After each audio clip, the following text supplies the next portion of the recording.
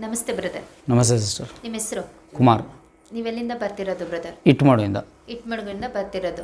ಸರಕೇರು ಬರೋ ಮುಂಚೆ ಏನೆಲ್ಲ ಪ್ರಾಬ್ಲಮ್ಸ್ ಇತ್ತು ನಿಮಗೆ ಬ್ರದರ್? ನನಗೆ ಸೆರಕೇರಿಗೆ ಬರೋಕ್ಕಿಂತ ಮುಂಚೆ ಅಂದರೆ ವೆರಿಕೋಸ್ ವೆನ್ಸ್ ಇತ್ತು. ಈ ಚಳಿಗಾಲ ಬಂದುಬಿಟ್ರೆ ಸಿಕ್ಕಾಪಟ್ಟೆ ಆಗೋದು. ಅಂದರೆ ಲೈಕ್ ಫಸ್ಟು 2021 ಆಗಿತ್ತು. ಆವಾಗ ಲೇಸರ್ ಟ್ರೀಟ್ಮೆಂಟ್ ಮಾಡಿಸಿದ್ದೆ. ಆವಾಗ ಕ್ಷಣಕ್ಕೆ ಗುಣ ಆಗಿತ್ತು, ಮತ್ತು ಸ್ವಲ್ಪ ಸೈಡ್ ಎಫೆಕ್ಟ್ಸ್ ಇತ್ತು ಅದರದ್ದು. ಏನು ಸೈಡ್ ಎಫೆಕ್ಟ್ಸ್ ಅಂತಂದರೆ ಸಿಕ್ಕಾಪಟ್ಟೆ ಒಂದು ಸ್ವಲ್ಪ ಅವ್ರು ಎಲ್ಲೆಲ್ಲಿ ಮಾಡಿದ್ರು ಅಲ್ಲೆಲ್ಲ ಸ್ವಲ್ಪ ಸೆನ್ಸೇಷನ್ ಕಮ್ಮಿ, ಉರಿ ಬರೋದು ಅಂತ ಹಂಗೆಲ್ಲ ಇತ್ತು. ಅದು ಹೋಗುತ್ತೆ, ಯಾರು ಕೇಳಿದ್ರು ಸೈಡ್ ಎಫೆಕ್ಟ್ಸ್ ಅಷ್ಟೇ, ಅದು ಸರಿ ಹೋಗುತ್ತೆ ಅದು ಇದು ಅಂತ ಹೇಳ್ತಾಯಿದ್ರು. ಆಮೇಲೆ ಕೊನೆಗೆ ಯಾರೋ ಫ್ರೆಂಡ್ ಹೇಳಿದ್ರು, ಇಲ್ಲ ಆ ಮೊಮೆಂಟು ನಿನ್ನ ಅದರ ಆ ಒಂದು ಜಾಗ ಆ ಇದರಲ್ಲಿ ಏನಾಗುತ್ತೆ, ಆ ಪ್ಲೇಸಲ್ಲಿ ಸೆನ್ಸೇಷನ್ ಹೋಗಿರುತ್ತೆ, ಅದಕ್ಕೆ ಹಂಗೆ ಅದು ಅಂತೇಳಿ ಏನೇನೋ ಮಾಡಿಸಿ ಅದು ಸರಿ ಹೋಗಲಿಲ್ಲ. ಬಟ್ ಈ ಇಯರ್ 2023 ಆ ಒಂದು ನವಂಬರ್ ಇಲ್ಲ, ಒಂದು ಜೂನ್ ಆ ಟೈಮಲ್ಲಿ ತಿರ್ಗಾ ಸ್ಟಾರ್ಟ್ ಆಯಿತು ವೆರಿಕೋಸ್ ವೆನ್ಸ್ ಮತ್ತೆ ಬಂದು ಅದು ಇದಾಯಿತು. ನೋಡಿದೆ ಎಲ್ಲ ಕಡೆ ತೋರಿಸ್ದೆ, ಎಲ್ಲೂ ಅದು ಗುಣ ಆಗಲಿಲ್ಲ. ಮತ್ತು ಸಿಕ್ಕಾಪಟ್ಟೆ ರಾತ್ರಿ ಹೊತ್ತು ನಿದ್ದೆ ಬರೋಕ್ಕೆ ಇದಾಗ್ತಿರಲಿಲ್ಲ. ಒಂದು ಸಲ ಬಂದರೆ 2-3 ಅವರ್ಸ್ ಆಗ್ತಿತ್ತು. ನಾವು ಒಂದು ಸ್ವಲ್ಪ ಶೇಕ್ ಮಾಡಿದ್ರೆ ನಿದ್ದೆಯಲ್ಲಿ ಸ್ಟಾರ್ಟ್ ಆದರೆ ಅದು ಏನು ಮಾಡಿದ್ರೆ ತಿರ್ಗಿ 2-3 ಅವರ್ಸ್ ಬೇಕಾಗಿತ್ತು.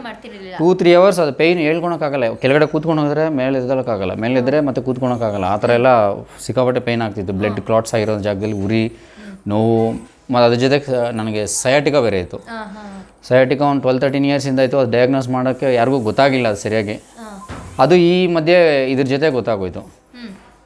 ಮತ್ತು ಎಲ್ಲ ಕಡೆ ತೋರಿಸಿ ನನಗೆ ಏನೋ ಅಷ್ಟೊಂದು ಪರಿಣಾಮ ಅನಿಸಿಲ್ಲ. ಆಯುರ್ವೇದಿಕಲ್ಲಿ ತೋರಿಸಿದೆ, ಅದು ಅವರು ತೊಗೋಬೇಕು, ಬಟ್ ಅದು ಸ್ವಲ್ಪ ಟೈಮ್ ತೊಗೊಳುತ್ತೆ, ಗುಣ ಆಗುತ್ತೆ ಅಂತ ಹೇಳಿದರು.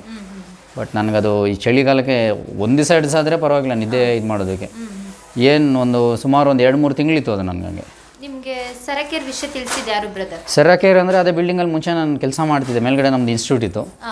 ಅವಾಗ ಗೊತ್ತಿತ್ತು. ಅವಾಗ ಬರೀ ಸಯಾಟಿಕಾ ಅಂತ ಹೇಳಿ ಬರ್ತಾಯಿದ್ದೆ. ಒಂದು ಸಲ ಅವರು ಕಸ್ತೂರಿ ಸರ್ ಇದು ಕೊಟ್ಟಿದ್ರು, ಮದರ್ ಸ್ಪೆಷಲ್ದು, ಅದು ಕಾಲ್ದು ಇದೇನು ಮಸಾಜ್ ಮಾಡೋದು.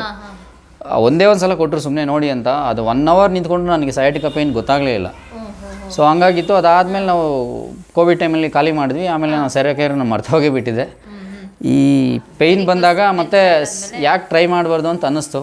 ಹಾಸ್ಪಿಟ್ಲಿಗೆಲ್ಲ ಎಷ್ಟು ಅಮೌಂಟ್ ಖರ್ಚು ಮಾಡಿದ್ರಿ ಬ್ರದರ್ ನೀವು? ಆವಾಗ 2021 ನಾನು ಇದು ಟ್ರೀಟ್ ಮಾಡೋದಕ್ಕೆ, ಲೇಸರ್ ಟ್ರೀಟ್ಮೆಂಟ್ಗೆ ಅವರು ಸುಮಾರು 2 ಲಕ್ಷ ರೂಪಾಯಿ ಚಾರ್ಜ್ ಮಾಡಿದರು. ಅಷ್ಟು ಅಮೌಂಟ್ನ ಖರ್ಚು ಮಾಡಿದ್ರಿ. ಅಷ್ಟು ಅಮೌಂಟ್ ಖರ್ಚು ಮಾಡಿದ್ರು ಕೂಡ ನಿಮಗೆ ಪೇನ್ ಅನ್ನೋದು ಕಮ್ಮಿ ಆಗಿರಲಿಲ್ಲ? ಪೇಯ್ನು ಕಮ್ಮಿ ಅಂದರೆ ವೆರಿಕೋಸ್ ವೆನ್ಸ್ ಹೋಯಿತು. ಮತ್ತೆ 2 ಇಯರ್ಸ್ ಆದಮೇಲೆ ಮತ್ತೆ ಬಂತು. ಮತ್ತೆ ಬಂತು. ಈಗ ಸರಕೇರ್ ಬಂದ ಮೇಲೆ ಎಷ್ಟು ದಿನಕ್ಕೆ ನಿಮಗೆ ಆ ವೆರಿಕೋಸ್ ಪೇನ್ ಕಮ್ಮಿ ಆಯಿತು? ವೆರಿಕೋಸ್ ವೆನ್ಸ್ ಅನ್ನೋದು ಒಂದು 15 ದಿವಸ, 10ರಿಂದ 15 ದಿವಸ ಕಂಪ್ಲೀಟ್ ಕ್ಯೂರ್ ಆಯಿತು. ಸೂಪರ್.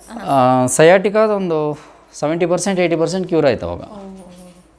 ಅಂದರೆ ನಾರ್ಮಲ್ ಮ್ಯಾಟ್ ಥೆರಪಿ ಮುಗಿದು ಸ್ಪೆಷಲ್ ಥೆರಪಿ ಸ್ಟಾರ್ಟ್ ಆದಾಗೆ ನಿಮಗೆ ಸ್ಪೆಷಲ್ ಟೈಮಲ್ಲೇ ನನಗೆ 10 ದಿವಸಕ್ಕೆ ಅದು ಫುಲ್ಲು ವೆರಿಕೋಸ್ ವೆನ್ಸ್ ಕ್ಲಿಯರ್ ಆಗೋಯ್ತು. ಸೂಪರ್. ಅಂದರೆ ಈಗ ಸರಕೇರ್ ಬಂದು ನಿಮಗೆ ಈಗ ಎಷ್ಟು % ಗುಣ ಆಗಿದೆ ಅಂತ ಅನಿಸ್ತಿದೆ ನಿಮಗೆ? ಸರಕೇರ್ಗೆ ಬಂದೆ ಅಂದರೆ ಇವಾಗ ನಾನು ಸ್ವಲ್ಪ ಮದುವೆಗೆ ಅಂತ ಅಂದ್ಬಿಟ್ಟು ಗ್ಯಾಪ್ ತೊಗೊಂಡೆ, ಒಂದು 1.5 ಮಂತು. ಅದರಿಂದ ಒಂದು 95% ಹೇಳ್ತೀನಿ. ಸೂಪರ್. ಈ ವೆರಿಕೋಸ್ ವೆನ್ಸ್ ಅಂತೂ ಇಲ್ಲ ಕಂಪ್ಲೀಟ್. ಅದು ಹೋದ್ಮೇಲೆ ಇನ್ನು ಅಷ್ಟೇ, ಇನ್ನು ಬರಲ್ಲ, ಬಂದೂ ಇಲ್ಲ, ಬರೋದು ಇಲ್ಲ ಇನ್ನು. ಸಯಾಟಿಕಾದ ಅದು ಯಾಕಂದರೆ ಒಂದು 10-12 ವರ್ಷದಿಂದ ನಾನು ಅದು ಹಂಗೆ ಉಳಿಸ್ಕೊಂಬಂದನಲ್ಲ, ಅದರಿಂದ ಒಂದು 5-10% ಜಾಸ್ತಿ ಹೊತ್ತು ನಿಂತ್ಕೊಳಕ್ಕಾಗಲ್ಲ ಅಷ್ಟೇ. ಬಟ್ ರೆಗ್ಯುಲರ್ ಥೆರಪಿ ತೊಗೊಳೋದ್ರಿಂದ ಏನೂ ಪ್ರಾಬ್ಲಮ್ ಇಲ್ಲ. ಇದೆಲ್ಲ ಗುಣ ಆದಮೇಲೆ ಮನೆಗೆ ಯಾಕೆ ಮ್ಯಾಟ್ ತೊಗೋಬೇಕು ಅಂತ ಅನಿಸ್ತು ಬ್ರದರ್? ಅದು ನಮ್ಮ ತಂದೆದು ಒಂದು ಸ್ವಲ್ಪ ಮೈಗೆ ಹುಷಾರಿರಲಿಲ್ಲ. ಅವ್ರಿಗೆ ಸ್ವಲ್ಪ ಈ ಯೂರಿನರಿ ಪ್ರಾಬ್ಲಮ್ ಆಗಿ ಈ ಕ್ರಿಯೇಟಿನ್ ಲೆವೆಲ್ ಜಾಸ್ತಿ ಆಗಿತ್ತು. ಅದರಿಂದ ಅವರು 2 ಟೈಮ್ಸ್ ಅಡ್ಮಿಟ್ ಆಗಬೇಕಾಗಿ ಬಂತು. ಆ ಸೆಕೆಂಡ್ ಟೈಮ್ ಯಾವಾಗ ಅಡ್ಮಿಟ್ ಆದರೂ ಆವಾಗ ನನಗೆ ಅನ್ನಿಸ್ತು, ಸುಮ್ಮನೆ ಇನ್ನು ಅದಕ್ಕೆ ಹಾಸ್ಪಿಟ್ಲಿಗೆ ಎಷ್ಟು ಖರ್ಚು ಮಾಡಿದ್ರೂ ಅದರದ್ದು ಅಷ್ಟೇ ಇನ್ನು ಏನು ಗುಣ ಅನ್ನೋದು ನ್ಯಾಚುರಲ್ ಆಗಿ ನಮ್ಮ ಮನೆಯವ್ರೂ ಗುಣಪಡಿಸ್ಬೇಕು ಅಂತ. ಅಂದರೆ ಒಂದು ಮ್ಯಾಟ್ ಮನೇಲಿ ಇರಬೇಕಾದ್ರೆ ಮನೆಯವ್ರಿಗೆಲ್ಲ ಕೂಡ ಉಪಯೋಗ ಆಗುತ್ತೆ ಅಂತ ನೀವು ಖಂಡಿತ ಹೌದು ಮಾಡಿದ್ರಿ.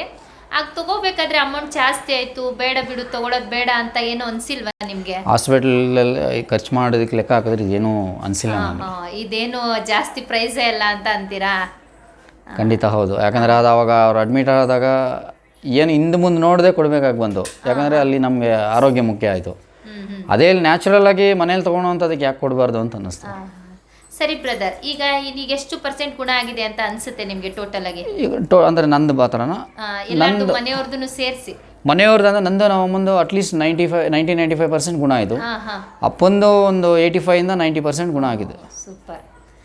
ಸರಿ ಬ್ರದರ್, ಇಲ್ಲಿ ಬರುವಂಥ ಅಪ್ಪ ಅಮ್ಮದಿರ್ಗೆ ಏನು ಹೇಳಕ್ಕೆ ಇಷ್ಟಪಡ್ತೀರಾ ನೀವು?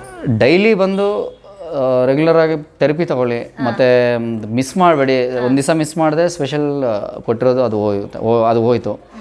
ಇನ್ನು ನೆಕ್ಸ್ಟ್ ನಿಮಗೆ ರಿಸಲ್ಟ್ ಬೇಗ ಬರಬೇಕು ಅಂತಂದರೆ ಅವ್ರು ಹೇಳಿದ್ದು ಅಂದರೆ ಪ್ರತಿಯೊಂದು ಥೆರಪಿನೂ ತೊಗೊಳ್ಳಿ ಮತ್ತು ಎಲ್ಲೂ ಚಕ್ಕರ್ ಹಾಕಬೇಡಿ. ಅದೇ ಯಾಕೆ ನಾನು ಒಂದು ಸಲ ಸ್ಟಾರ್ಟಿಂಗಲ್ಲೇ ಚಕ್ಕರ್ ಹಾಕಿ ನಂದು ಸ್ಪೆಷಲ್ ಹೋಯ್ತು, ಏನೋ ಒಂದು ಸ್ವಲ್ಪ ಎಮರ್ಜೆನ್ಸಿ ಕೆಲಸ ಆಯಿತು ಅಂತ ಅಂದ್ಬಿಟ್ಟು ಹೋಗ್ಬಿಟ್ಟೆ. ಸೊ ಡೈಲಿ ಬಂದು ನೀವು ಆರೋಗ್ಯನ ಖಂಡಿತ ಕಾಪಾಡ್ಕೋಬೋದು, ಅದರಲ್ಲಿ ಏನೂ ಒಂದು ಬೇರೆ ಸಂಶಯ ಇಲ್ಲ, ಬೇರೆ ಮಾತಿಲ್ಲ. ಅಷ್ಟು ಹೇಳೋಕ್ಕೆ ಇಷ್ಟಪಡ್ತೀನಿ. ಧನ್ಯವಾದ. ತುಂಬ ಥ್ಯಾಂಕ್ ಯು.